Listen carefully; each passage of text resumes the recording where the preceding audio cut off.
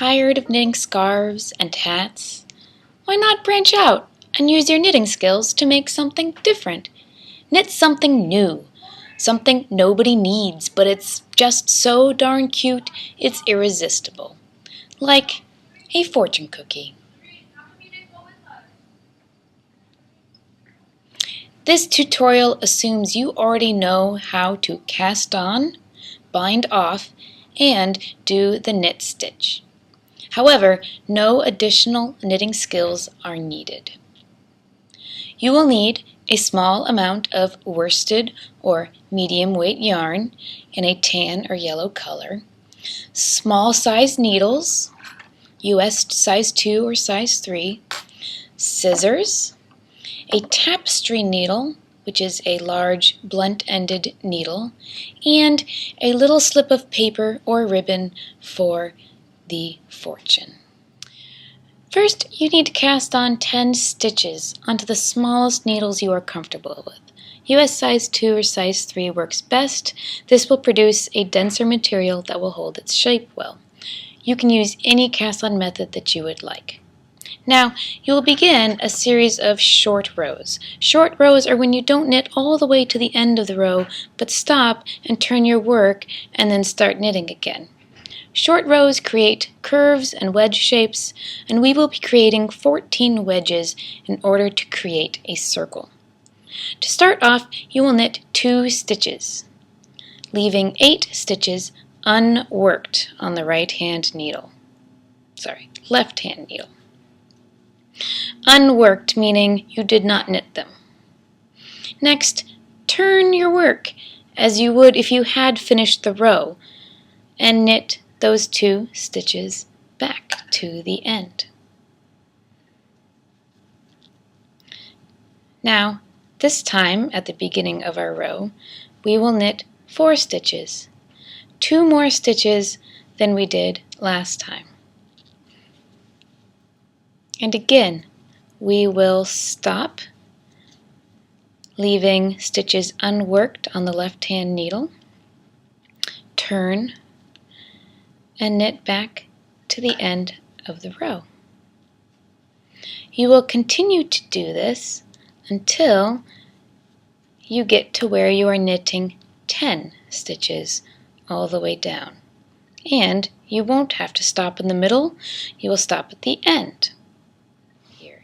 As I reach the point where I knit 8 last time, I have a gap, and you can really feel it as you are knitting. This will help keep you from losing your place of where you are in your knitting and turning. So I'm going to finish the row off though. Knit all 10 stitches, and then stop and turn my work. Do not knit the first stitch. Instead, slip the stitch. Slipping means to transfer a stitch from one needle to another without knitting it. So I'll take it from one needle to the next without knitting it. Continue to knit the rest of the 9 stitches on the needle. You have just completed one segment. You will see that it looks a bit like a triangle or a wedge shape.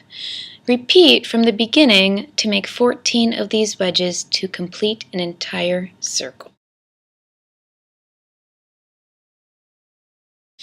After you have completed the circle, meaning all 14 segments to make a circle, you will bind off all stitches.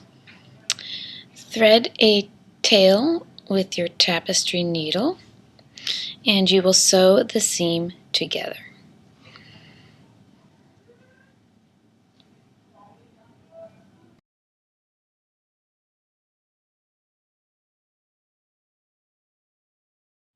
Now I have a complete circle. The next step is to fold the circle in half. And it will want to fold one way or the other.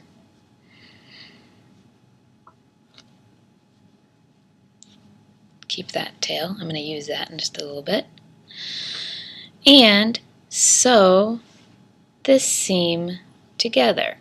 leaving about this much space on either end so that your fortune can stick through. This time we can sew as a normal seam. The two edges together. Once you have sewn the edges together, insert your index fingers into each end.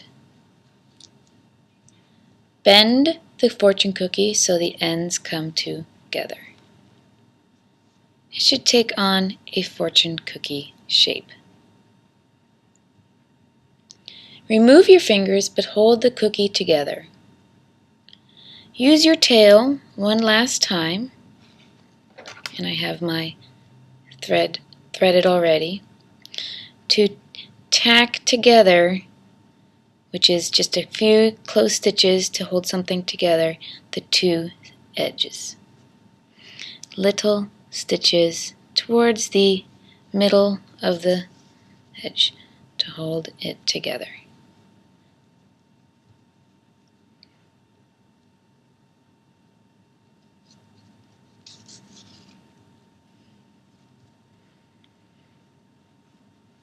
Now I will knot this off, weave in the end, and I am done with the sewing part.